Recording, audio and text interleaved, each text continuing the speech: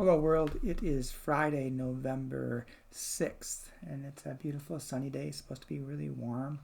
So take a moment to forget about the election, about the results, whether you're happy or sad or anything, and just get outside and enjoy a little bit of creation.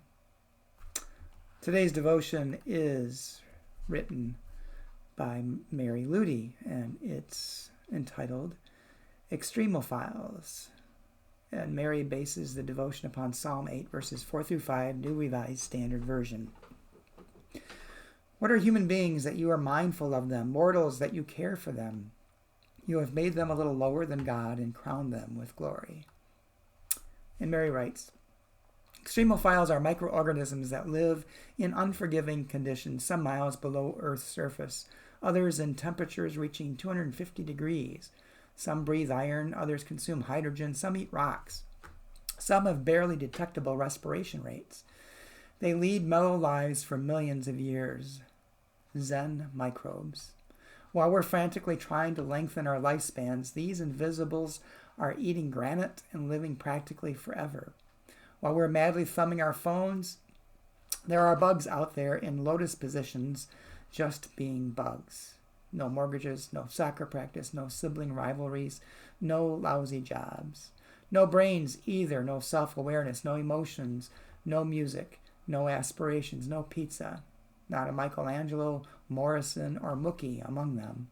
Long after we've disappeared from the planet, extremophiles will placidly be eating rocks, which is humbling.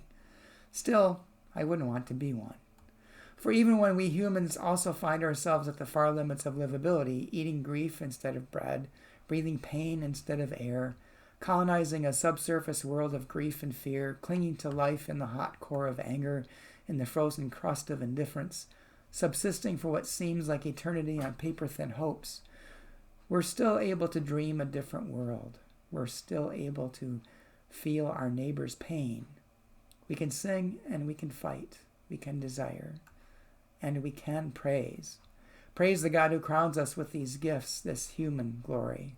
Praise the love that expands our spiritual habitable zone beyond the harsh geology of our weaknesses and sins, far beyond the airless malice of this age. And Mary's prayer.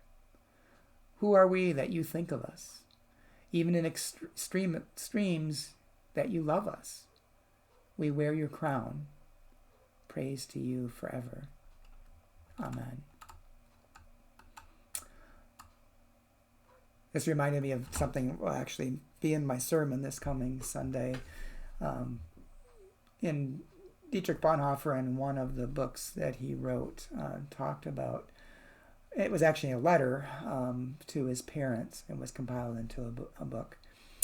He talked to his parents about how he read the Psalms every day and how they comforted him. But he also mentioned that whoever was in the prison cell that he was in before him wrote something to the effect on the walls. In 100 years, this will all be over. And I think that's an important thing for us to remember as human beings, because we're not going to be here in 100 years.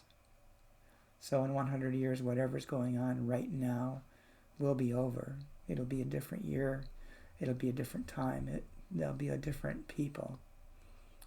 It also reminds me of that old saying that history repeats itself. And a historian that I know and respect, Joe Fakosh, some of you may know him, said that among historians, the saying is often that not that history repeats itself, but that history rhymes.